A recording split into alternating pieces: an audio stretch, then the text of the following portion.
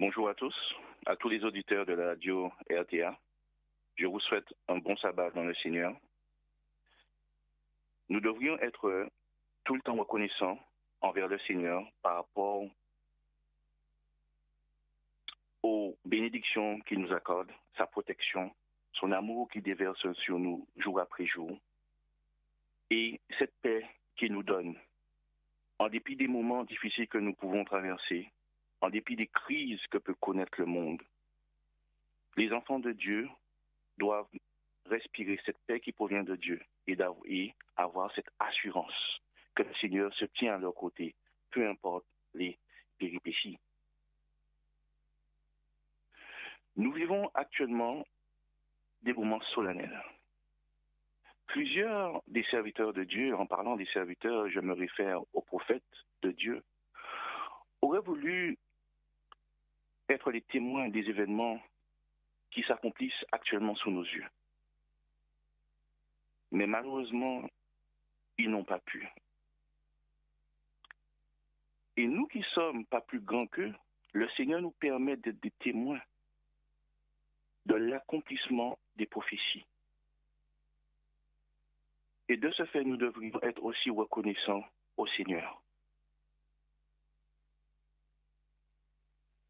Mais sommes-nous prêts aujourd'hui pour les événements de la fin? Sommes-nous prêts pour le test final? Comprenons-nous ce qui se passe actuellement sous nos yeux? Avons-nous une claire conception de la volonté divine et des prophéties de Dieu? Sommes-nous prêts à résister aux pièges de l'ennemi? Savons-nous les reconnaître? Savons-nous les discerner? Sommes-nous en mesure de répondre à l'ennemi par « Il est écrit », comme le fit le Seigneur, lorsqu'il viendra et utilisera la parole de Dieu pour nous pousser à désobéir au commandement divin? Tout cela dépendra de notre relation avec Dieu, de notre fidélité envers les principes divins et de notre connaissance de Dieu. Et vous allez le comprendre tout au long de cette présentation.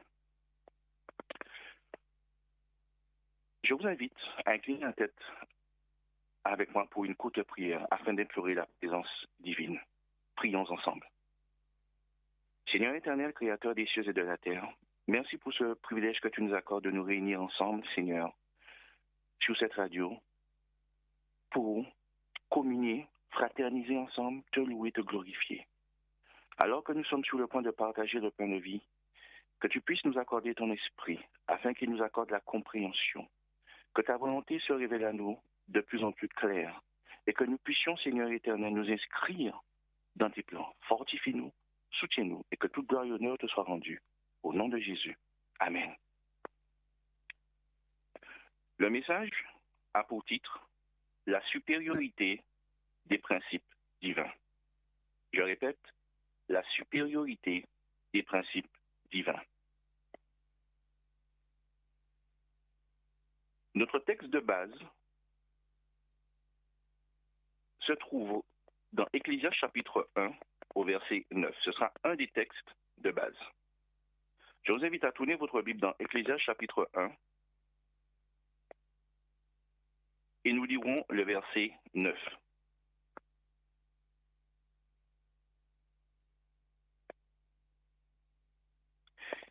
Il nous est dit ceci. Ce qui a été, c'est ce qui sera. Et c'est ce qui s'est fait, c'est ce qui se fera. Il n'y a rien de nouveau sous le soleil. Ici, le texte biblique nous dit que les choses du passé auront tendance au final à s'accomplir encore et encore. Que nous verrons les mêmes choses. Ce n'est pas simplement au final, simplement l'histoire qui se répétera, mais les croyances, les dogmes, l'esprit qui s'était manifesté par le passé, en ce qui concerne les choses de la vie, mais également par rapport à la loi de Dieu, se manifestera aujourd'hui. Les dogmes, les croyances, on les retrouvera aujourd'hui. Ce qui veut dire que ce que nous entendons, voyons et expérimentons aujourd'hui, nous pensons souvent que cela est venu en fin de compte en existence à notre époque. Mais la Bible nous dit qu'il n'y a rien de nouveau. Donc cela a existé sous une autre forme dans le passé. Donc retenons bien ceci. L'histoire, les croyances, les dogmes auront tendance à se répéter. Je vous invite à tourner cette fois-ci votre Bible dans Daniel chapitre 3.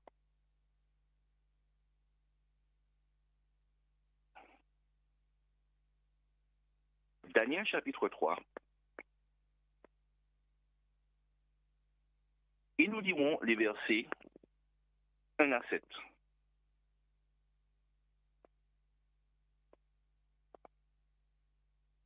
Il nous est dit ceci. Le roi Nebuchadnezzar fit une statue d'or haute de 60 coudées et large de 6 coudées. Il l'adressa dans la vallée de Dura, dans la province de Babylone. Le roi Nebuchadnezzar fit convoquer les satrapes, les intendants, les gouverneurs, les grands juges, les trésoriers, les jurisconsultes, les juges, tous les magistrats des provinces pour qu'ils se rendissent à la dédicace de la statue qu'avait élevée le roi Nebuchadnezzar. Alors les satrapes, les intendants et les gouverneurs, les grands juges, les trésoriers, les magistrats des provinces s'assemblèrent pour la dédicace de la statue qu'avait élevée le roi Nebuchadnezzar. Ils se placèrent devant la statue qu'avait élevée Nebuchadnezzar. Un héros cria à haute voix, « Voici ce qu'on vous ordonne. »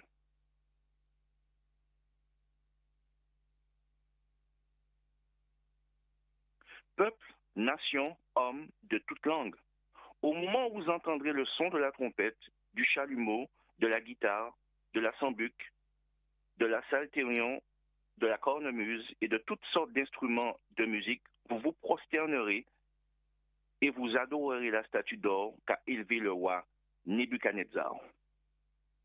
Quiconque ne se prosternera pas et n'adorera pas sera jeté à l'instant même au milieu d'une fournaise ardente. Ici, nous voyons se dérouler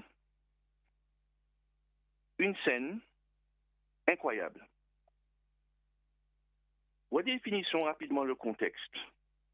Ici, nous sommes à l'époque de la domination de l'Empire babylonien. Première puissance universelle. Donc, la domination de Babylone ne s'étendait pas simplement à ses provinces, mais s'étendait au monde entier. Et c'est pour cela que, quand ce personnage, décrit comme un héros, prit la parole, il s'est adressé aux hommes de toute langue. Donc ici, cette recommandation, cette invitation était faite aux hommes, au final, de l'Empire.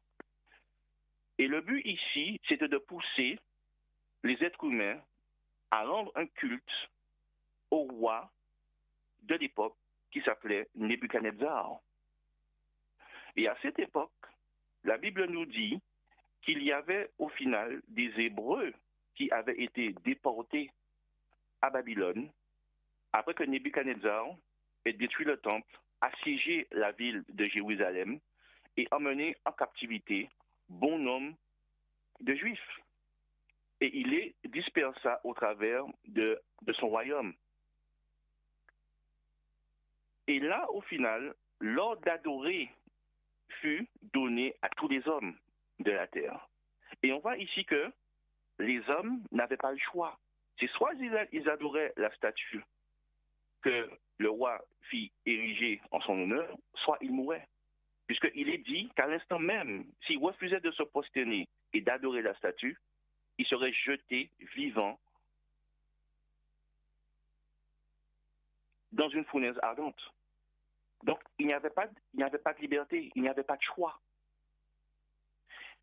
Et les serviteurs de Dieu, en captivité à cette époque, étaient eux aussi soumis à cette exigence.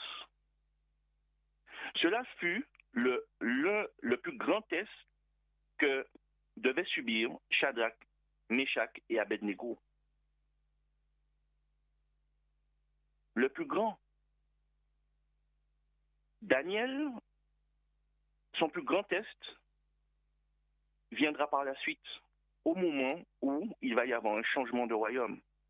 Mais pour ses compagnons, c'était au final le plus grand test qu'ils devaient au final subir.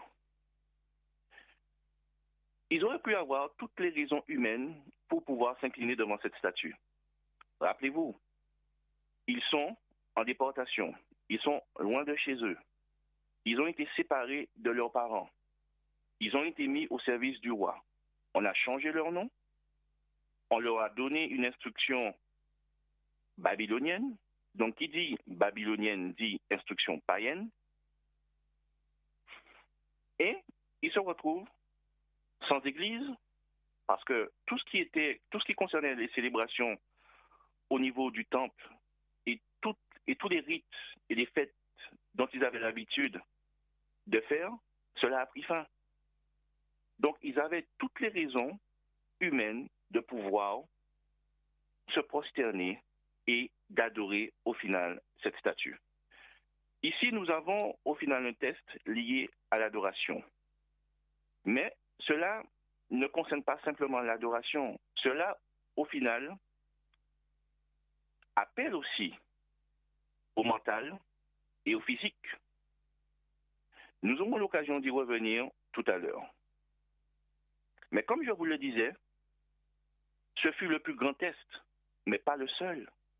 Avant d'en arriver là, ils furent confrontés à un autre test. Et ce test, nous allons le découvrir au chapitre 1 du livre de Daniel. Et vous allez voir que ce test, tous les garçons, au final, les 4, vont être soumis au même test. Je vous invite donc à tourner votre Bible dans Daniel chapitre 1. Et pour commencer, nous lirons les versets 1 à 7. Il nous est dit ceci. On va plutôt lire les versets 3 à 7 pour commencer. 3 à 7. Il nous est dit ceci.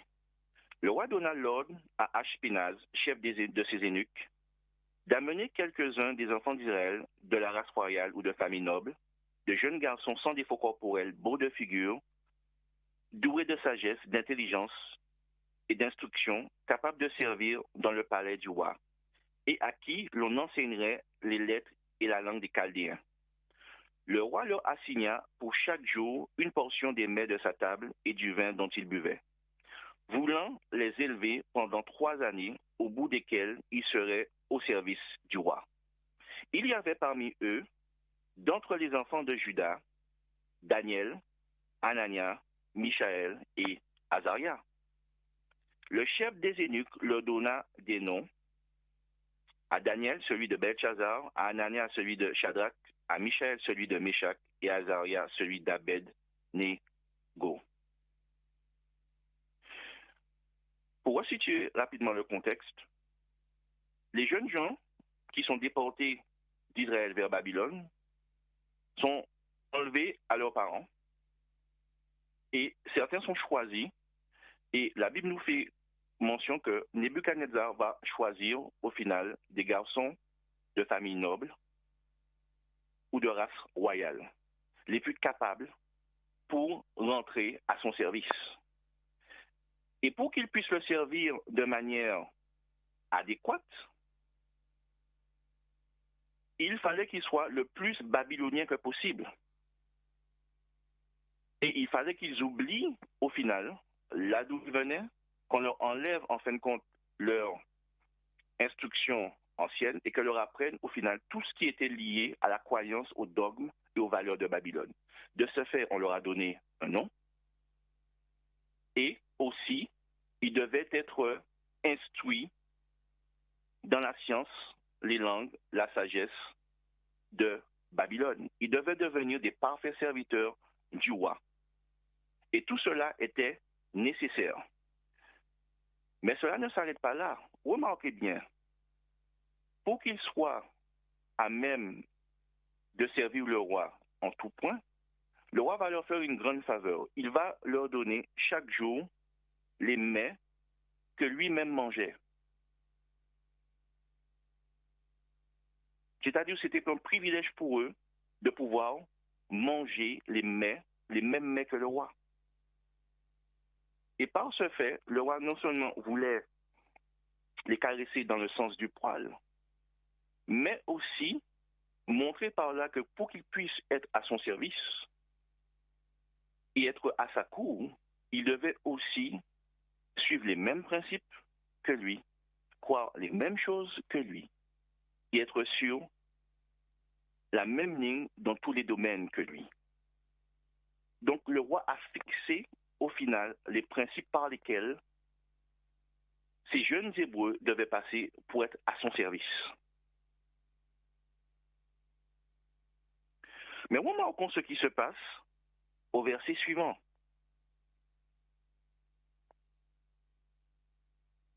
Lisons maintenant les versets 8 à 15. Il nous est dit ici, Daniel résolut de ne pas se souiller par les mets du roi et par le vin dont le roi buvait. Et il pria le chef des eunuques de ne pas l'obliger à se souiller. Dieu fit trouver grâce à Daniel devant le chef des eunuques. Le chef des eunuques dit à Daniel, « Je crains que mon Seigneur le roi, qui a fixé ce que vous devez manger et boire, car pourquoi verrait-il votre visage plus abattu que celui des jeunes gens de votre âge? Vous exposerez ma tête auprès du roi. » Alors Daniel dit à l'intendant à qui le chef des eunuques avait remis la surveillance de Daniel, de Anania, de Michaël et d'Azaria, « Éprouve tes serviteurs pendant 10 jours, et qu'on nous donne des légumes à manger et de l'eau à boire. Tu regarderas ensuite notre visage et celui des jeunes gens qui mangent les mets du roi, et tu agiras avec tes serviteurs d'après ce que tu auras vu. » Il leur accorda ce qu'ils demandaient et les éprouva pendant 10 jours. Arrêtons-nous ici.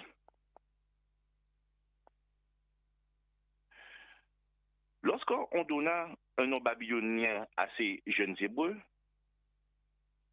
ils acceptèrent. Lorsqu'ils devaient être enseignés dans la science de Babylone, ils ne firent aucune objection. Mais en ce qui concernait l'alimentation, le régime alimentaire du roi, ils firent objection. Et les termes et les mots utilisés par Daniel sont forts, car il dit de ne pas les obliger à se souiller par les mets du roi. Il nous faut comprendre ici le contexte, car cela a une importance capitale. Babylone est la première superpuissance mondiale, le premier empire mondial à avoir dominé sur le monde.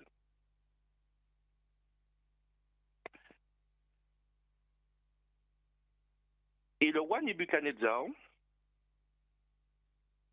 n'avait pas simplement le meilleur régime alimentaire de Babylone, il avait le meilleur régime alimentaire du monde. Tout ce qu'il y avait de meilleur se trouvait chez Nebuchadnezzar.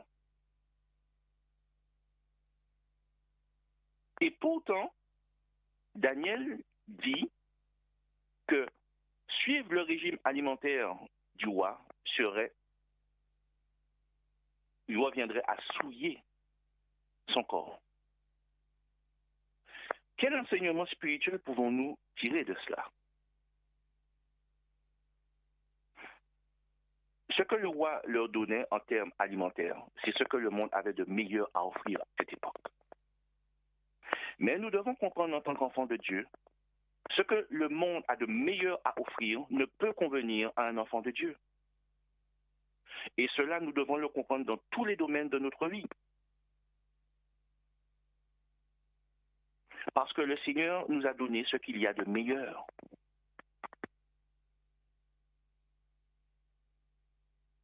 Parce que dans la nourriture, dans le régime du roi, on nous parle pas simplement des aliments qu'ils pouvaient en fin de compte ingurgiter, tels que de la viande sacrifiée aux idoles, des viandes au final qui ont été interdits par Dieu et que les enfants d'Israël ne devaient pas en fin de compte manger, Lévitique chapitre 11. Mais aussi, il y avait cette question du vin. Le fait au final de s'enivrer, d'avoir ses sens qui sont émoussés, de perdre le contrôle de son être, de ne plus être tempérant, de ne plus avoir cette capacité de discerner entre le bien et le mal, d'être un sujet en fin de compte à la débauche. Et c'est sur ce point que Daniel et ses compagnons refusèrent de suivre le régime alimentaire du roi. Et qu'est-ce qui se passa ici? C'est que ces jeunes hébreux vont dire au chef des eunuques et à l'intendant que nous servons un Dieu qui nous a donné des principes différents. Nous suivons un régime alimentaire différent. Et remarquez au final la réponse du chef des eunuques au verset 10. Je crains que mon Seigneur le roi qui a fixé ce que vous devez manger et boire. C'est pourquoi, car pourquoi verrait-il votre visage plus abattu que celui des jeunes gens de votre âge? Mais qu'est-ce qu'il leur dit ici? Il leur fait comprendre clairement que s'ils ne suivent pas le régime alimentaire que le roi lui-même a fixé pour eux, ils ne pourraient pas être en bonne santé. Ils ne seraient pas capables de le servir mentalement, physiquement, et voire même spirituellement. Ils seraient en moins bonne forme physique que les autres qui mangent les mets du roi. N'oubliez pas qu'ici, Daniel et ses compagnons s'adressent à des païens. Quand j'utiliserai le terme païen, ça n'a rien à voir en fin de compte avec ça n'a rien à voir avec un terme péjoratif ou une forme d'insulte ou le fait de dénigrer qui que ce soit. C'est simplement pour vous montrer que la réflexion, la mentalité, la psychologie, la vision, les principes sont différents. Ils ne voient pas les mêmes choses, comme Daniel et ses compagnons.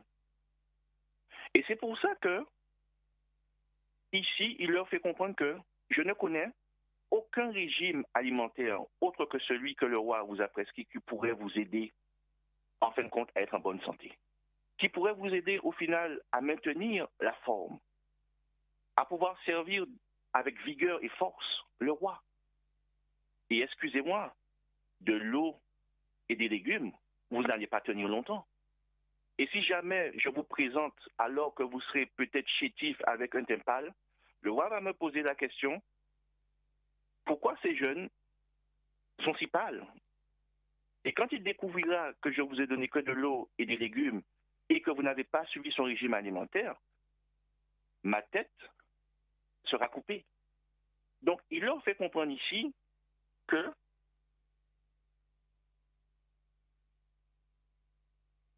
le régime qu'ils veulent suivre ne pourra pas les aider à être en bonne santé et que sa vie est en danger. Donc, il serait plutôt préférable et être raisonnable de suivre le régime alimentaire prôné par le roi. Mais Daniel et ses compagnons, bien qu'étant séparés de leurs parents, avaient reçu des principes de vie. Et on voit que ces principes de vie, malgré le fait qu'ils aient été détachés de leurs parents, ils les ont non seulement suivis, mais même en étant à Babylone, ils ont décidé au final de respecter ce principe. Ils auraient pu se dire, on est en pays étranger, nous sommes seuls, on n'a pas nos parents avec nous, et de toute façon, mais qui saura si on a mangé en fin de compte un peu de sang, si nous sommes saoulés au vin, il y a qui le saura. Mais ici, au final, là n'est pas la question par rapport, en fin de compte, à la foi de ces jeunes. Ces jeunes veulent suivre Dieu, ils veulent lui obéir, Ils croient que les principes divins que le Seigneur a donnés sont supérieurs aux principes de Babylone. Et de ce fait, ces jeunes qui ont foi en Dieu et qui ont reçu cette instruction religieuse, en dépit du fait que la science de Babylone leur a été assignée, ils avaient déjà reçu la base spirituelle qui allait leur permettre au final de résister à ces enseignements erronés et à ces dogmes et croyances également erronés. Ils vont décider ici de rester fidèles au Seigneur. Et ils vont dire à l'intendant qui avait la charge sur eux, mais faisons un test. Vous ne connaissez pas notre régime, faisons un test. Éprouvez-nous pendant 10 jours. Et au bout de ces 10 jours, et prenez conscience que ce test est très important. Parce que là se jouent beaucoup de choses. Parce qu'au bout des 10 jours, l'intendant devait évaluer Daniel et ses compagnons qui buvaient de l'eau et mangeaient des légumes, et principalement, et les autres jeunes qui mangeaient les mets du roi. Et si au bout de ces 10 jours, Daniel et ses compagnons n'avaient pas bonne mine ou n'étaient pas en forme, ils devaient arrêter ce régime et suivre celui du roi. Tout est là l'enjeu, c'est-à-dire en fin de compte, quel régime est supérieur, celui de Babylone ou celui que Dieu a assigné aux Hébreux. Et ce régime alimentaire ne devait pas simplement être assigné aux Hébreux. Les Hébreux devaient le porter au monde entier. Parce que le but du Seigneur, au travers de la nation juive, c'était d'évangéliser le monde au travers du système des sacrifices dans le sanctuaire. Donc Daniel et ses compagnons vont lancer un défi et vont dire, voici, nous croyons en notre Dieu. Nous savons que ce qu'il nous a donné est meilleur. Nous voulons faire un test. Éprouvez-nous pendant 10 jours. Voyez-vous, ces jeunes gens n'ont jamais caché leurs principes. Ils n'ont pas eu peur, au final, de dire à la plus haute autorité de l'époque qui ils servaient, les principes qu'ils avaient, leur foi en leur Dieu et leur désir de lui être fidèles. Ils ont tout fait pour rester fidèles, parce que leur amour pour Dieu était supérieur à tout ce que le monde, à cette époque, pouvait leur offrir. Donc ici, nous avons une confrontation entre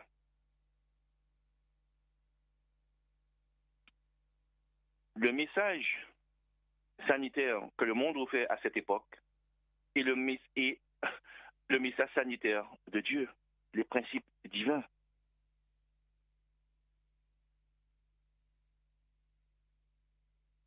Que se passa-t-il au final? Lisons Daniel, chapitre 1, et cette fois-ci, nous allons lire les versets 15 à 20.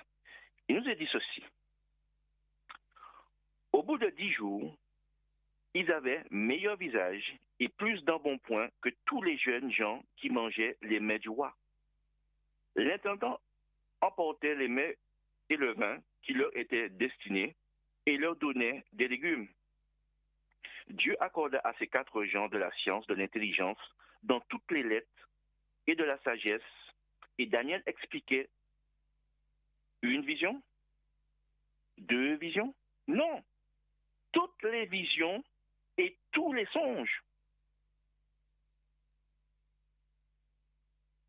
Et pour poursuivre, il nous est dit, au terme fixé par le roi, pour qu'on les lui amenât, le chef des eunuques les présenta à Nebuchadnezzar. Le roi s'entretint avec eux, et parmi tous ces jeunes gens, il n'en s'en trouva aucun comme Daniel, Anania, Michaël et Azaria. Ils furent donc admis au service du roi. Sur tous les objets que réclamait la sagesse de l'intelligence et sur lesquels les rois les interrogeaient, il les trouvait 10 fois supérieurs à tous les magiciens et astrologues qui étaient dans tout son royaume. Qu'est-ce qui s'est passé ici? Daniel et ses compagnons, par rapport à leur fidélité et leur amour pour Dieu, vont démontrer une chose incroyable, que des principes divins liés au sanitaire étaient supérieurs aux principes sanitaires du monde. Et que manger des mets du roi ne garantissait pas aux jeunes une meilleure santé. Et on l'a vu, au bout de 10 jours, la différence était nette. 10 jours simplement ont suffi à démontrer la supériorité des principes divins en matière sanitaire. Et pourquoi sanitaire? Le régime alimentaire, au final, ne va pas toucher simplement, au final, ne va pas simplement rester dans un cadre alimentaire, mais cela va beaucoup plus loin. Parce que si vous avez un mauvais régime alimentaire, vous ne serez pas en bonne forme physique. Donc cela touche votre physique. Et le fonctionnement de votre cerveau dépend essentiellement de ce que vous mangez. Celui, au final, qui a une alimentation carencée ne pourra pas avoir un cerveau qui fonctionne correctement. Et nous savons, au final, par rapport aux les dernières études scientifiques, que le cerveau doit être nourri. Et le cerveau se nourrit essentiellement de glucose. Et dans son alimentation, on doit au final veiller à ce que la quantité suffisante de glucose soit apportée au cerveau. Mais cela va toucher aussi le mental. Et si le cerveau ne fonctionne pas bien, le mental ne suivra pas.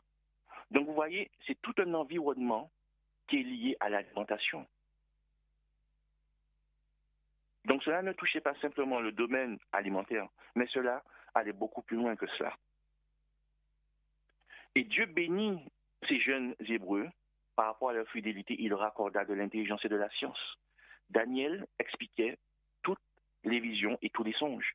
Ces jeunes gens vont se mettre dans une position où Dieu pourra communiquer avec eux par l'esprit et où ils pourraient en fin de compte comprendre les choses spirituelles, les assimiler, les interpréter, les divulguer. Ils se mettaient en fin de compte, ils devenaient des instruments puissants entre les mains du Seigneur pour pouvoir faire briller sa lumière sur Babylone. Et faire briller sa lumière sur Babylone revenait à faire briller sa lumière sur le monde. Parce que Babylone, à cette époque, dominait le monde.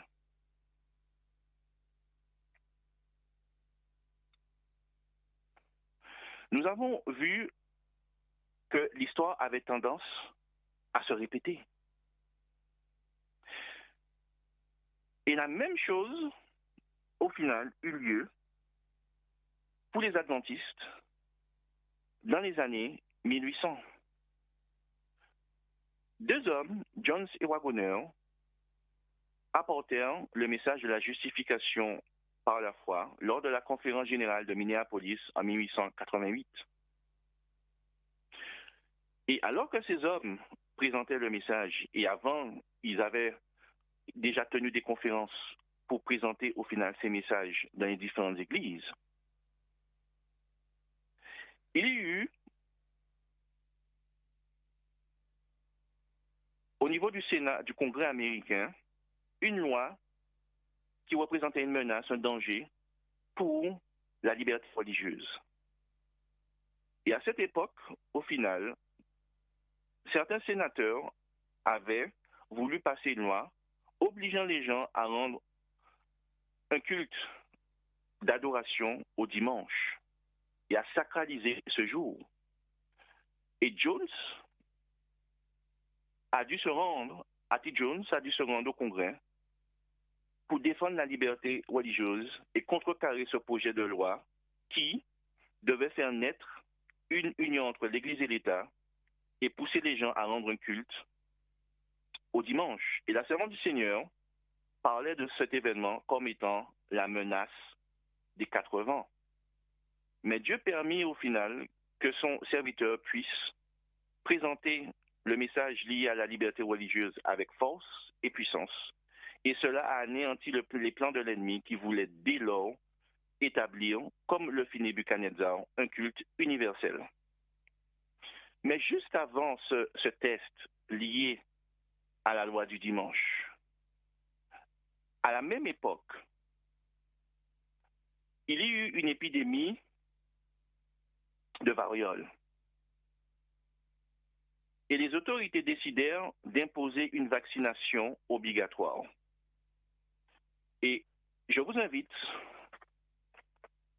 à retrouver ces éléments dans le livre de J. Wagoner, du même nom, EJW, daté de mars 1902 et de 1899, à la page 157 et à la page 640, où il fait référence à cet incident et où, dans ses écrits, au final, il présentait des principes clairs de la réforme sanitaire et invitait au final les frères à ne pas se faire vacciner.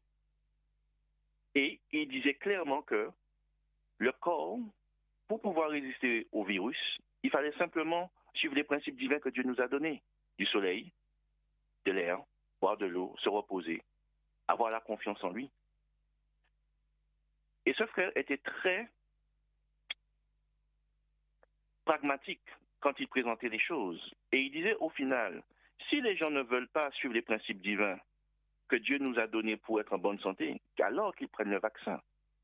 Et il disait aussi, devant ce challenge, que comment pouvons-nous, au final, accepter une telle campagne, sachant que si ceux qui se font vacciner sont immunisés, comment celui qui ne souhaite pas se faire vacciner, comment peut-il être en danger pour celui qui est immunisé?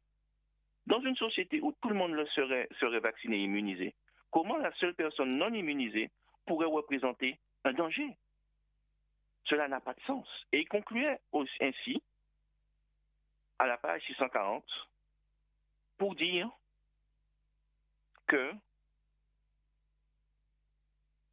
le fait de guérir le mal par le mal, si j'ai un virus, je m'injecte le même virus dans mon corps pour me soigner, n'a rien de scientifique et n'a rien de biblique.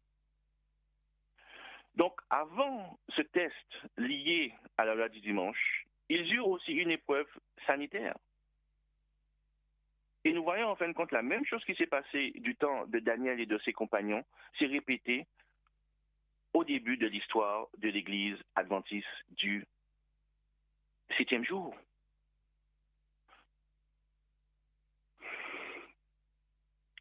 Daniel et ses compagnons, à aucun moment ne se sont cachés.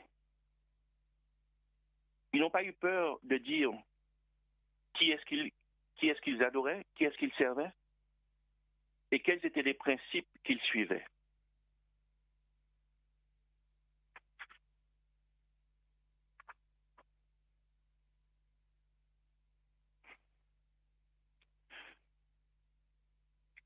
Malheureusement, aujourd'hui,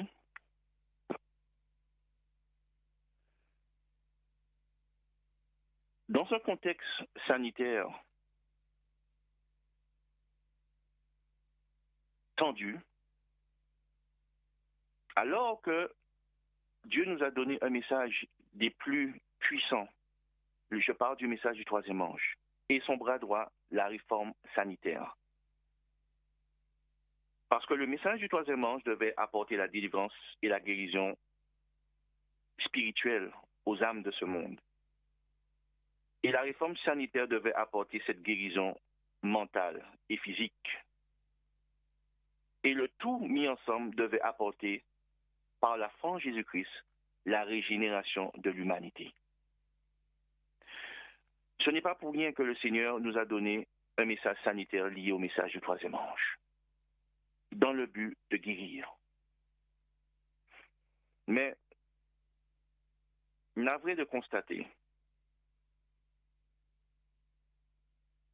que l'Église adventiste mondiale a pris un autre tournant, a pris une autre direction.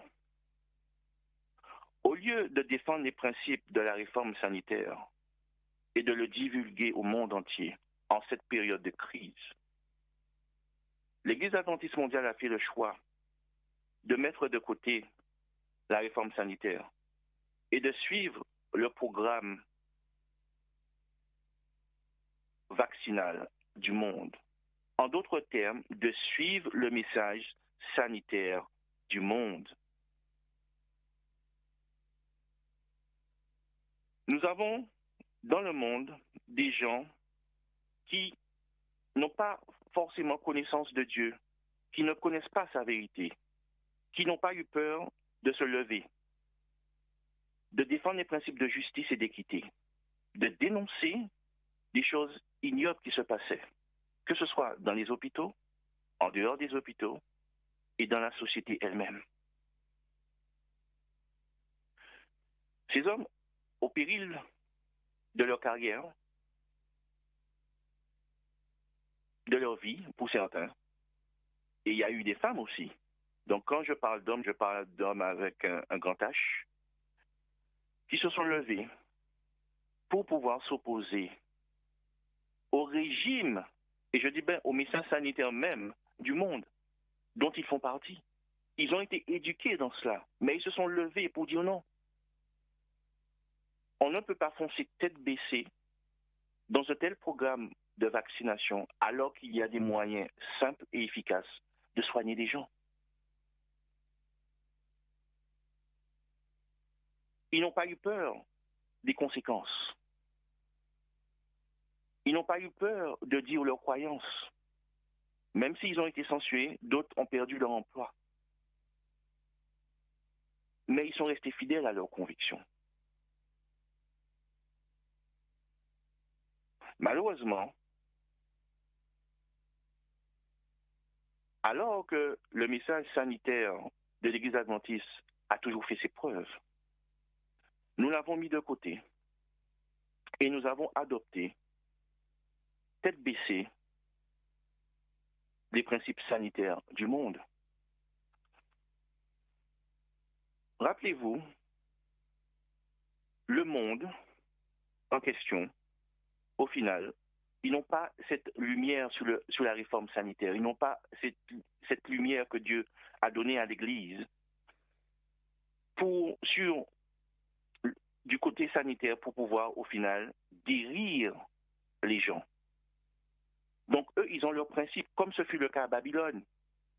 Les Babyloniens, ils avaient leurs principes, ils avaient, au final, leur propre régime. Ils y croyaient dur comme fer. Et c'est en entrant en contact avec les Hébreux qu'ils découvrirent qu'il y avait quelque chose de supérieur à ce qu'ils avaient. Rappelez-vous Nebuchadnezzar. Pourquoi, d'après vous, il a donné aux jeunes Hébreux les mets de sa table? Parce qu'il croyait que cela était gage de force et de succès. Rappelez-vous, ici, c'est un païen. Et dans le paganisme, on s'autoproclame, on se donne soi-même sa gloire et on ne rend pas gloire à Dieu. J'aimerais simplement vous montrer ce petit détail dans Daniel chapitre 4 pour étayer ce que je vous dis. Et c'est Nebuchadnezzar, dans le chapitre 4, qui va relater l'expérience qu'il eut quand il fut chassé de son royaume pendant 7 ans et qu'il devait vivre chez les animaux. Alors qu'il avait été averti divinement par songe et Daniel lui avait donné l'explication que Dieu l'appelait en fin de compte à changer de voie, à arrêter en fin de compte ses péchés. Dieu lui avait manifesté suffisamment de preuves de sa supériorité et de sa grandeur, et que tous les royaumes du monde lui ont été soumis parce que Dieu le voulait. Mais regardez ce qu'il dit à partir du chapitre 4 et le verset 30.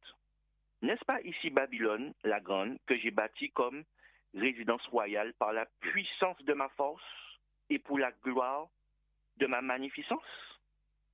Qu'est-ce qu'il dit par là? Son succès est dû à lui-même, à sa force. Et qu'est-ce d'après vous qui lui donnait la force?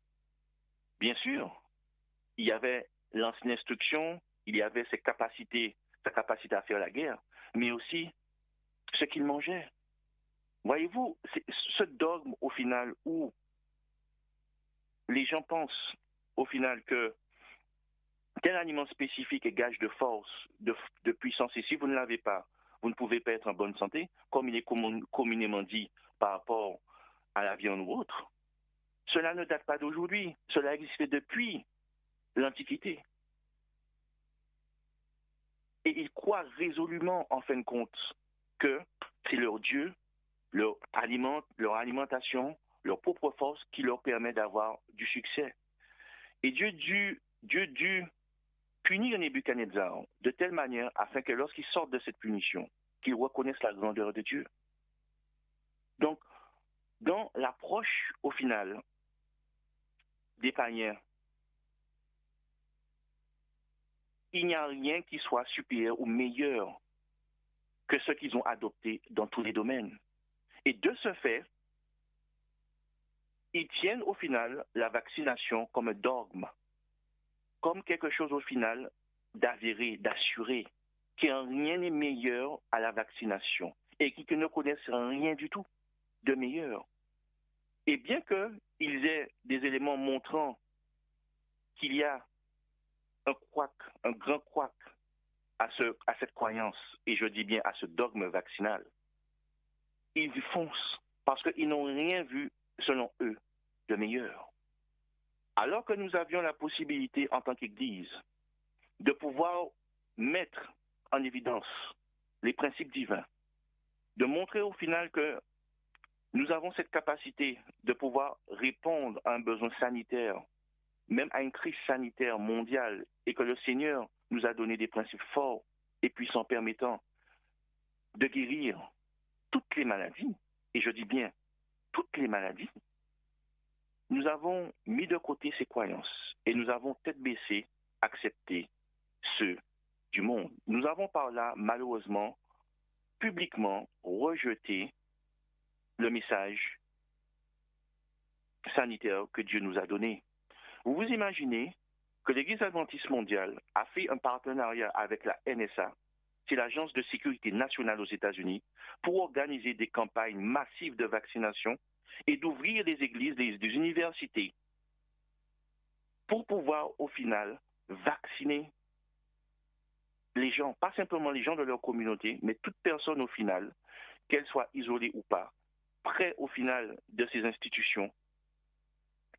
Donc, vous avez quelqu'un qui ne connaît pas Dieu, qui rentrera dans l'église ou bien rentrera dans ces collèges ou ces universités, et au lieu de repartir avec la connaissance de la réforme sanitaire, repartir en fin de compte avec 1 ou 2 doses de vaccin.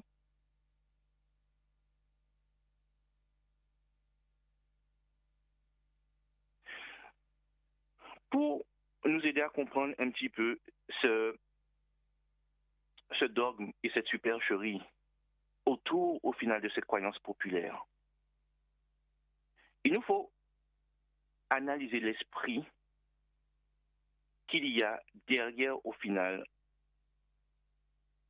ce message sanitaire du monde. Et je ne parle pas simplement ici de vaccination, je parle de tout ce qui était lié à la réponse donnée, que ce soit le confinement, où les gens étaient enfermés chez eux,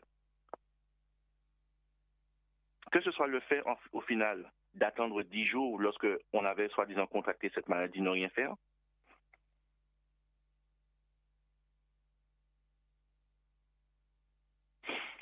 C'est tous ces aspects, au final, que je veux pointer du doigt. Et pour comprendre cette machination, il faut analyser l'esprit qu'il y a derrière le message sanitaire du monde, mais également la manière dont les choses ont été présentées. Les autorités sanitaires du monde entier ont déclaré qu'il n'y avait aucun moyen de guérir du coronavirus et que la seule solution était d'attendre un vaccin. Et comme il n'y avait pas de vaccin, qu'est-ce qu'on va faire? On va enfermer les gens, on va leur enlever leur liberté d'aller et de venir, de pouvoir faire du sport de s'aérer, de prendre un maximum de soleil. Et en attendant en fin de compte que le virus les contaminations puissent baisser, et en attendant au final qu'on ait un vaccin. Et le vaccin a été présenté de telle sorte que les gens puissent croire qu'en ayant ce vaccin, ils seraient libres. Ils pourraient à nouveau retrouver leur santé, qu'ils ne devraient plus avoir peur de la maladie, que c'était la seule solution pour retrouver une liberté, revivre à nouveau, que c'était la seule solution pour pouvoir retrouver leurs proches, la seule solution qui leur assurerait une santé globale. En d'autres termes, ce qui est pointé du doigt ici, c'est que le vaccin devenait en lui-même un Dieu. Un élément, en fin de compte, où tous les yeux devaient se tourner, où un élément tout le monde devait attendre. Et on a vu que quand il est arrivé, effectivement, il y a eu toute une célébration, des danses, des applaudissements, des éclats de joie, une fougue incroyable qui s'est emparée des gens. En d'autres termes, ce qui est dit ici, c'est que vous n'avez pas besoin de pratiquer la tempérance. Vous n'avez pas besoin, au final, de respecter les lois de la nature. Vous n'avez pas besoin, au final, d'avoir un régime alimentaire sain. Vous n'avez pas besoin de suivre les recommandations de certains professionnels qui vous recommandent de prendre de la vitamine C, de prendre de la vitamine D, de prendre du soleil, de faire de l'exercice, de faire du sport, de bien manger. Il vous suffit simplement de venir et prendre un vaccin et vous aurez la guérison. Vous n'allez pas mourir. Tout en violant les lois de la nature, tout en violant les principes de sainteté et de santé du corps, il ne vous suffit simplement que de venir et de prendre un vaccin et le problème est réglé.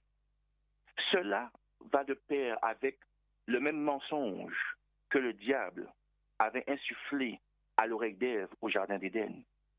Quand Dieu avait stipulé clairement qu'il leur était interdit de manger le fruit de l'arbre de la connaissance du bien et du mal. Dieu n'avait pas fait en sorte que ces fruits soient utilisés comme alimentation. Ces fruits n'étaient pas là pour être mangés.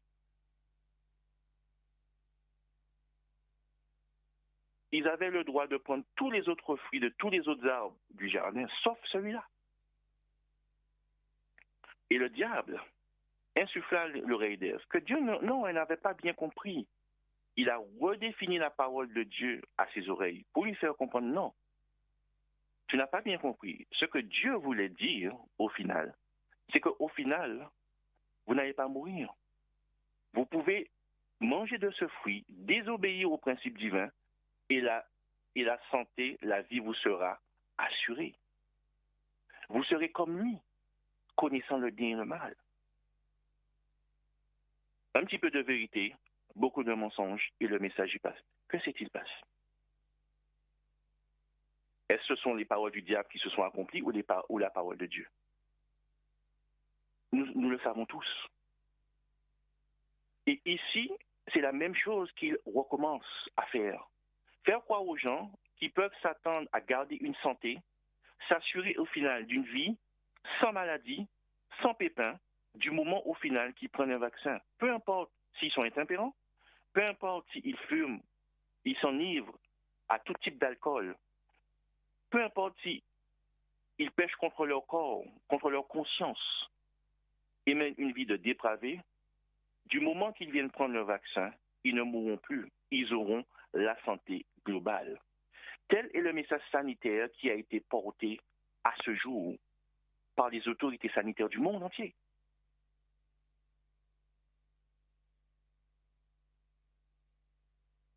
Et cela est en contradiction totale avec toutes les lois de la santé, de la nature que Dieu a donné à son peuple. Et vous voyez où est l'importance de ce message? Parce que ce message nous apprend en fin de compte à connaître les lois de la nature, les lois de notre corps, comment notre corps fonctionne, afin que nous puissions collaborer avec la nature dans notre fonctionnement de tous les jours, afin de régénérer ce corps qui a été abusé par l'intempérance. Et Dieu va nous donner des éléments simples. Prendre suffisamment de soleil, boire suffisamment d'eau, respirer suffisamment d'air pur, faire des exercices. Je ne parle pas de sport, je parle d'exercices physiques pour pouvoir entretenir les muscles, tonifier ses muscles, booster la circulation sanguine, améliorer au final nos capacités respiratoires, travailler de pair avec les différents organes que nous avons pour qu'ils puissent se développer et travailler en harmonie. Boire une eau de qualité, dormir suffisamment pour la réparation des tissus et de la peau et prévenir ainsi le vieillissement. Dieu a pourvu à toutes ces choses dans son message sanitaire qu'il a donné à l'Église adventiste au début de son existence.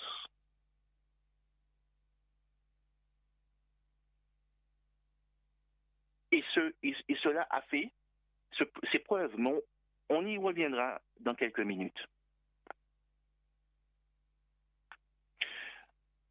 J'aimerais vous présenter le sujet sous un autre angle.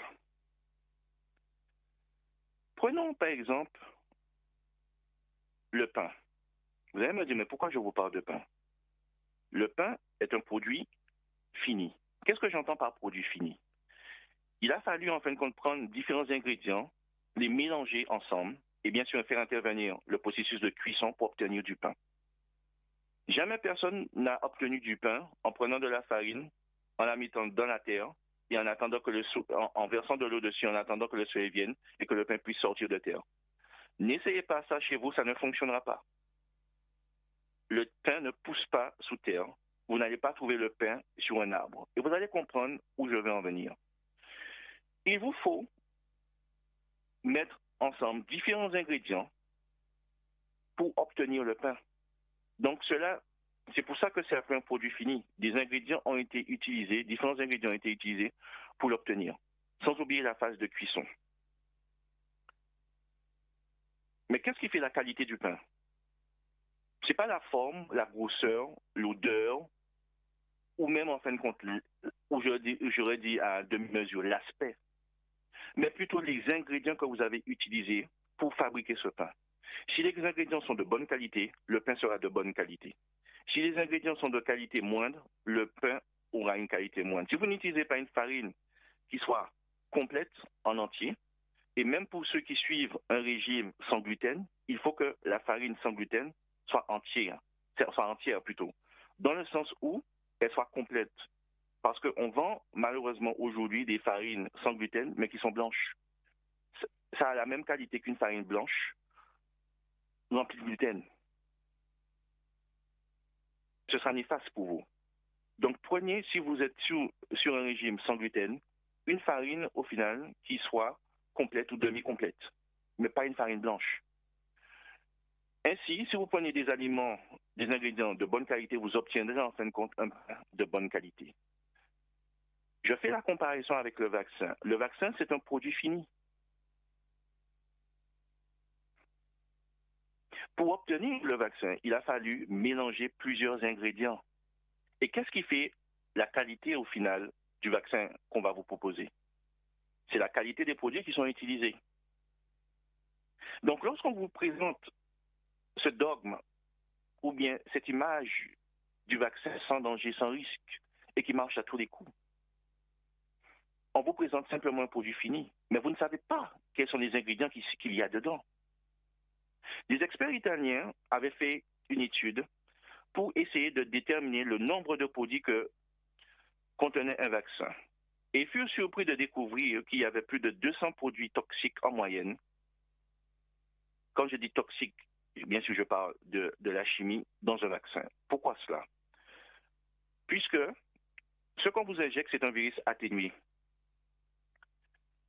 dans votre corps pour pouvoir stimuler au final votre système immunitaire pour qu'il puisse produire des anticorps. Ça, c'est la croyance populaire, que ce sont les anticorps uniquement qui vont vous protéger des virus. De ce fait, on est obligé, en fin de compte, pour tuer le virus, de pouvoir utiliser beaucoup de produits chimiques pour pouvoir, en fin de compte, l'atténuer ou le tuer complètement, en espérant que ça fonctionne. Et certains produits chimiques étaient même interdits à l'utilisation, même pour nettoyer le sol de votre maison. Et ils ont découvert aussi l'utilisation d'éléments comme le mercure ou l'aluminium, qu'on appelle adjuvant, communément adjuvant, pour pouvoir, en fin de compte, fabriquer le vaccin. Et sans ces adjuvants, il est impossible de stimuler le corps et d'avoir une forte réaction immunitaire et de produire énormément d'anticorps. Ces adjuvants sont donc nécessaires pour pouvoir stimuler la production d'anticorps. Mais ce que ces experts ont découvert, c'est que les doses qui étaient placées dans ces vaccins étaient 50 à 100 fois supérieures à la dose recommandée par les autorités sanitaires. Et quand on vous présente ce produit fini, ou on vous le présente sans risque, posez-leur la question, à savoir, comment l'aluminium présent dans un produit 50 à 100 fois supérieur à la dose recommandée par les autorités sanitaires, comment cela peut me faire du bien? Comment cela peut participer à mon équilibre et à ma santé? Ils ne pourront pas vous répondre, parce que malheureusement, la plupart des médecins ne savent pas de quoi est composé les vaccins, de tous les ingrédients des vaccins. Donc, lorsqu'on vous invite à aller vous faire vacciner, ce n'est pas que le médecin est au courant, c'est parce qu'il a reçu l'ordre des autorités supérieures qui sont au-dessus de lui, telles que l'ordre des médecins, et il suit.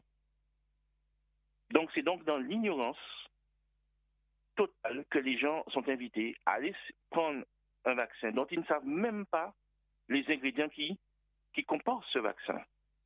Et ne vous étonnez pas que des gens ont eu des réactions allergiques à cela, parce que c'est lié à la forte quantité de produits chimiques utilisés pour atténuer le virus, qui interdit à la commercialisation, même pour nettoyer le sol de votre maison, mais qu'on accorde, qu'on autorise pour pouvoir vous l'injecter dans le corps.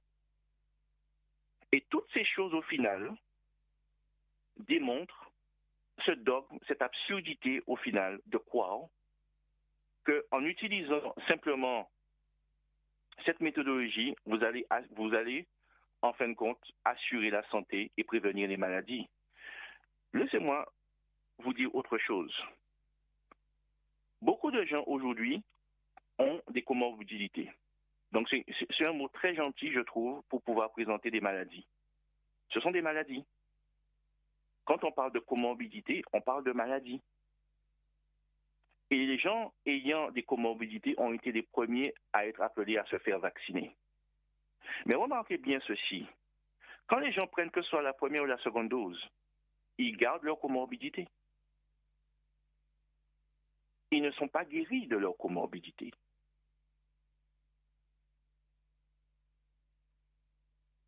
Le vaccin n'influe en rien sur votre santé globale.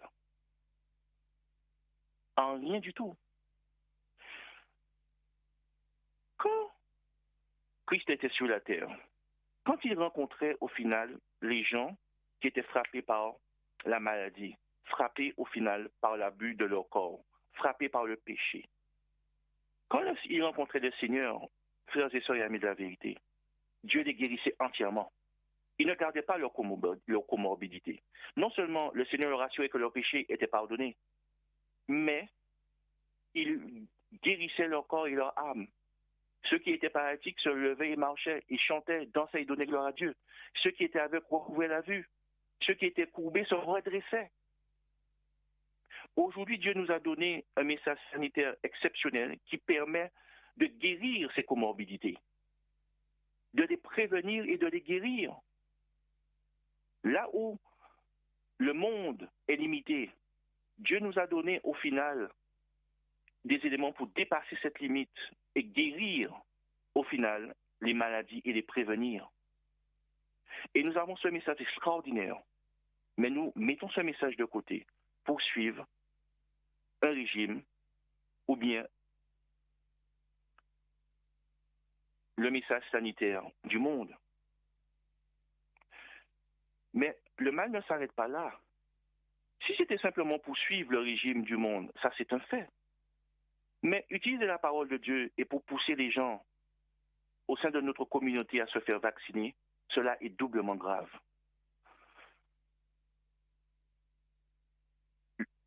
Le docteur Carroll, lors d'un sabbat matin consacré au culte, a utilisé son temps pour pouvoir inciter les gens à se faire vacciner. Donc, c'est un docteur qui est aux États-Unis, c'est une femme. Et elle leur a fait comprendre qu'ils devaient se soumettre aux autorités. Que Dieu a inspiré les autorités pour qu'ils trouvent la distanciation sociale, pour qu'ils appliquent la distanciation sociale, pour qu'ils mettent des masques sur leur visage et pour qu'ils puissent trouver le vaccin. Et si les adventistes refusent de prendre le vaccin, Dieu n'allait pas les protéger et ils allaient mourir. Voici comment la parole de Dieu est utilisée au final pour pousser un agenda dont personne ne connaît l'issue.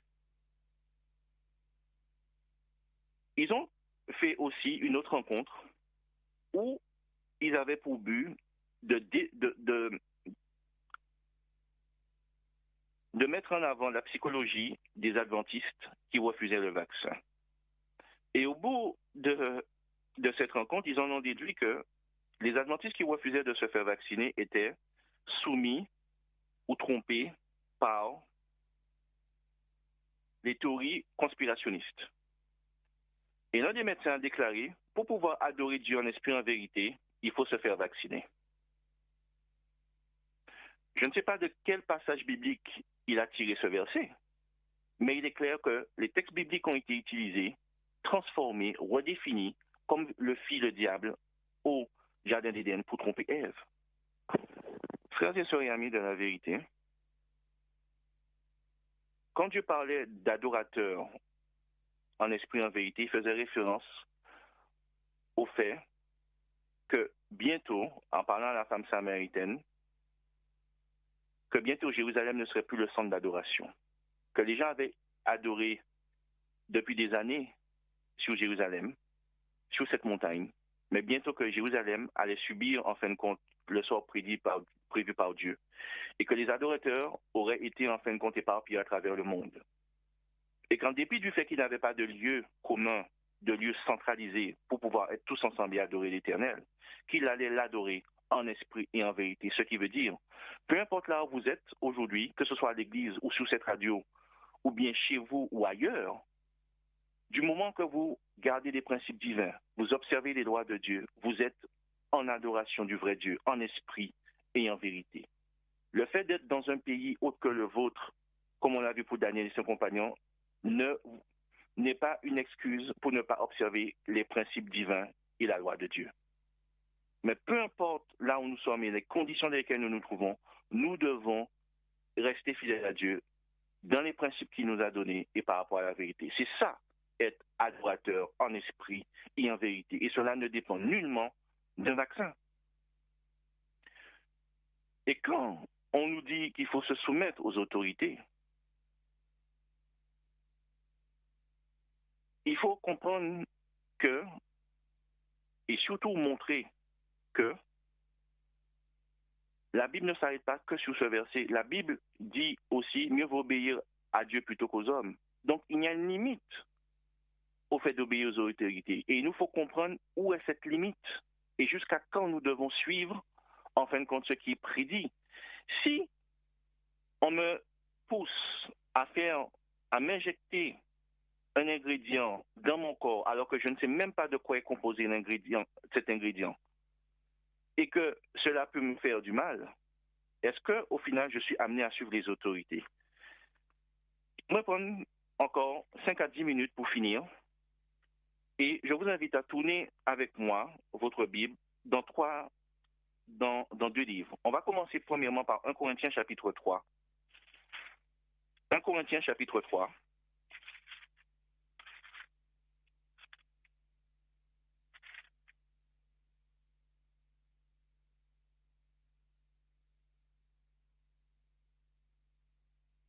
Et nous lirons à partir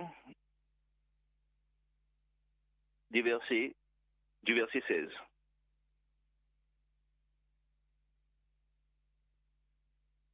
On va lire 16, 1 Corinthiens chapitre 3. On va commencer avec les versets 16 et 17. Ne savez-vous pas que vous êtes le temple de Dieu et que l'Esprit de Dieu habite en vous? Si quelqu'un détruit le temple de Dieu, Dieu le détruira, car le temple de Dieu est saint, et c'est ce que vous êtes. Versets 18 et 19. Que nul ne s'abuse lui-même. Si quelqu'un parmi vous pense être sage, selon ce siècle, qu'il devienne fou, afin de devenir sage. Car la sagesse de ce monde est une folie devant Dieu. Aussi est-il écrit, il prend les sages dans leur ruse. Et encore, le Seigneur connaît les pensées des sages et sait qu'elles sont vaines. Je vous invite à lire 1 Corinthiens chapitre 6, les versets 19 et 20. Donc ici, le Seigneur nous montre clairement que notre corps est le temple du Saint-Esprit et que nous devons en prendre soin. Comment pouvons-nous prendre soin de notre corps lorsque nous nous permettons d'éviter tout et n'importe quoi dans notre corps, de manger n'importe quoi et d'imprimer n'importe quoi sur notre corps? Le Seigneur nous invite à considérer notre corps comme le temple du Saint-Esprit, quelque chose de sacré. Et dans 1 Corinthiens chapitre 6, versets 19 et 20, il nous est dit ceci.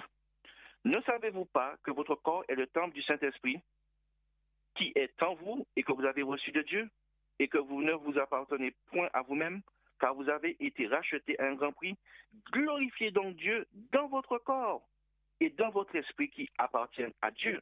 Cela ne s'est pas simplement lié à la vaccination, mais c'est lié à ce que nous mangeons, à ce que nous mettons sur nous et surtout à ce que nous, à certains moments, à certains égards, ce que nous pouvons inscrire sur nous, comme ce qui concerne les tatouages. Et j'aimerais prendre un dernier verset sur le sujet, dans Romains chapitre 12.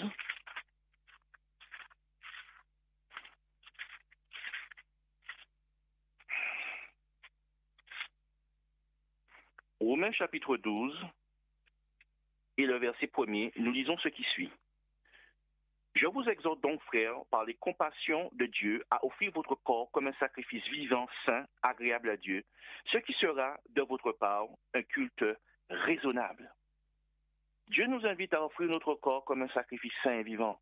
Comment pouvons-nous imaginer qu'en nous empoisonnant, en prenant n'importe quoi, en n'allant même pas savoir ou même chercher ce qui en est, de mettre n'importe quoi dans notre corps, comment pouvons-nous espérer nous présenter devant Dieu et offrir notre corps comme un sacrifice saint et vivant? Voyez-vous, ceux, malheureusement, qui sont inspirés par le diable dans nos rangs et qui essaient d'utiliser la parole de Dieu pour soumettre et pousser les gens à faire quelque chose contraire aux principes divins, voyez-vous, ils ne prennent jamais ces passages, ces versets bibliques, pour pouvoir, en fin de compte, parler de tout ce qui est sanitaire.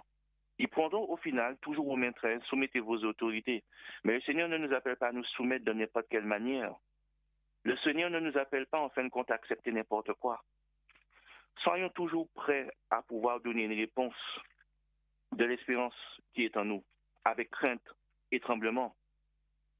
Et j'aimerais finir sur l'historique. J'aimerais parler de la pandémie de 1918.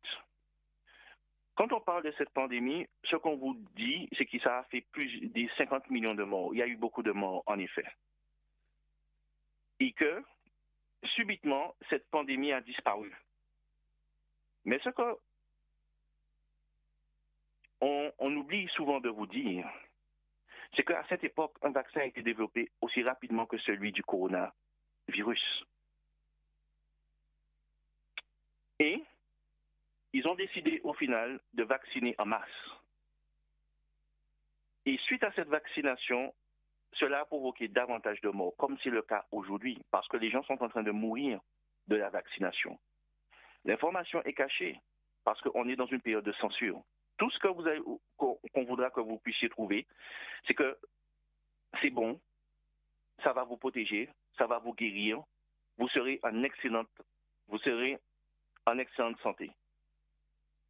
Mais on vous cache le nombre de morts réels, les effets secondaires graves, et cela ne se passe pas dans un pays, et c'est dans tous les pays où la vaccination est faite. Et aujourd'hui, on parle de vacciner les jeunes, et les jeunes commencent, ça a débuté aux États-Unis il y a peu de temps, les 12-15 ans, et c'est parmi cette tranche d'âge, beaucoup de jeunes sont en train de mourir. Mais cette information est cachée. Ils prennent le vaccin Pfizer, soi-disant plébiscité, et en 2-3 jours, ils meurent, suite à des complications sévères. Et ce n'est que dernièrement, au final, qu'ils ont constaté que cela avait des effets négatifs sur le cycle féminin. Mais là n'est pas mon propos. C'est simplement pour vous montrer, au final, que nous avons quelque chose d'extraordinaire que nous ne voulons pas utiliser. Mais nous voulons nous associer avec le monde, voir comme eux, Et malheureusement, ça nous pousse à mettre de côté les vérités que Dieu nous a données. Et nous voyons que l'ennemi entre à l'intérieur de l'Église pour pouvoir saboter au final le plan de Dieu. Mais l'inspiration nous dit que l'Église semblera tomber, mais elle ne tombera pas. Parce que Dieu veille et que Dieu a des fidèles observateurs qui ne fléchiront jamais le genou devant Baal. Et pour revenir sur la pandémie de 1918, ce qu'on oublie de dire, c'est que la vaccination massive a été un échec total. Ça a créé plus de morts, ça a fait plus de mal que de bien. Mais voyez-vous, ce qu'on oublie de vous dire, c'est qu'il y a deux peuples qui ont eu un succès incroyable. Et je parlerai plutôt en fin de compte d'un peuple qui a eu un succès incroyable durant cette pandémie. Et c'était les Adventistes du 7e jour. Les Adventistes arrivaient à guérir les gens frappés de ce virus. Il y avait d'excellents résultats. Et ils ont pratiqué tout ce que Dieu leur a donné dans cette réforme sanitaire. Et ils utilisaient aussi l'alimentation, mais aussi l'hydrothérapie pour prévenir et guérir ceux qui étaient infectés. Et Bethel Creek, ce sanatorium extraordinaire, à l'époque, recevait en fin de compte la visite d'anciens présidents américains, de stars, d'anciennes vedettes, des sportifs, des hommes politiques. Les gens du monde entier venaient se faire soigner à Bethel Creek. Parce qu'ils avaient appris que là où les médicaments et la chimie utilisée par le monde avaient ses limites, le naturel reprenait le dessus. Et le naturel permettait en fin de compte d'arriver à une guérison qui pouvait peut-être prendre un peu plus de temps, mais la guérison était certaine. Donc voyez-vous, ici, on n'était pas là pour soigner des symptômes, mais on était là pour apporter une guérison. Et c'est ça le but du message du troisième ange et de la réforme sanitaire, son bras droit.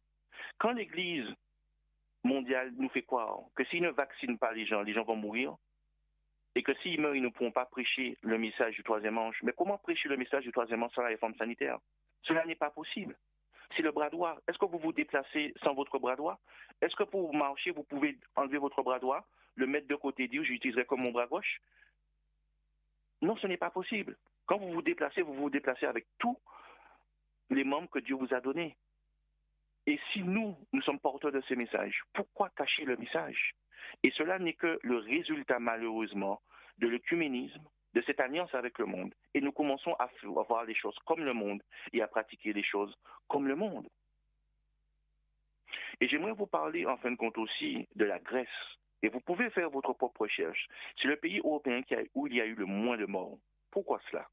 Parce que c'est l'un des rares pays, ou voire même le seul, où la vaccination de masse n'a pas été pratiquée. Et de ce fait, il n'y a pas eu beaucoup de morts de l'épidémie en Grèce.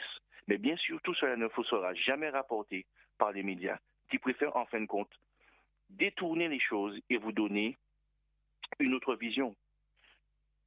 Donc, par le passé, Dieu a démontré la supériorité de ses principes sur ceux du monde. Principes à tous les niveaux. Et le principe sanitaire que Dieu a donné à l'Église a toujours fonctionné. Et l'Église était mondialement connue pour cela. Mais aujourd'hui, nous avons fermé les yeux sur notre histoire. Et nous voulons, en fin de compte, tellement nous allier avec le monde que nous rejetons les principes divins. Voyez-vous, Dieu, aujourd'hui, est à la recherche d'hommes et de femmes qui lui sont fidèles. Dieu ne vient pas chercher une institution. Dieu ne vient pas sauver des groupements de personnes. Chaque personne sera sauvée individuellement. Le salut, il est individuel. Et tous ceux qui seront sauvés individuellement et qui seront ainsi fidèles à Dieu constitueront l'Église des derniers jours. Et ce sont ces âmes que Dieu utilisera pour finir l'œuvre évangélique. Tous ceux qui refusent aujourd'hui de se soumettre aux principes divins et qui mettent de côté la vérité et présentent les dogmes ou la croyance ou les croyances du monde comme étant la parole de Dieu, tout cela au final et qui ne se repentent pas seront mis de côté définitivement par Dieu. Nous avons perdu cette occasion de faire du bien à l'humanité. Et je peux vous dire que je connais beaucoup de personnes qui se sont fait vacciner et aujourd'hui, au final, qui gardent toujours leur comorbidité. Des personnes, au final, qui ont pu être guéries en adoptant, en fin de compte, les principes sanitaires que Dieu a donnés. Des gens, au final, qui ont été obligés de prendre de la vitamine C, de la vitamine D, du zinc, pour pouvoir, en fin de compte, être guéris. Il y a, en fin de compte, la possibilité de guérir de n'importe quelle affection, de n'importe quel virus. Le Seigneur nous a donné un message équilibré, parfait, un message, en fin de compte, complet. Dites-vous bien que dans les écrits de la servante du Seigneur, il n'y a aucun passage lié à la vaccination. Aucun. À tel point que le seul élément que ceux qui veulent suivre les principes du monde ont trouvé au niveau de l'Église mondiale, c'est une parole rapportée par, soi-disant, un des collaborateurs de Madame White, qu'elle s'était fait vacciner alors qu'il y avait une épidémie de variole et qu'elle encourageait tous ses assistants à se faire vacciner. Mais ça, ce sont des paroles rapportées. Moi, marqué dans tous les écrits, vous ne trouvez aucun passage sur la vaccination. Mais par contre, vous allez trouver des éléments concernant tout ce qui est chimique et tout ce qui est médicament. Et pourquoi cela? Parce que le message sanitaire que Dieu a donné à son Église, pour pouvoir guérir le monde et apporter cette guérison totale, ce message est complet.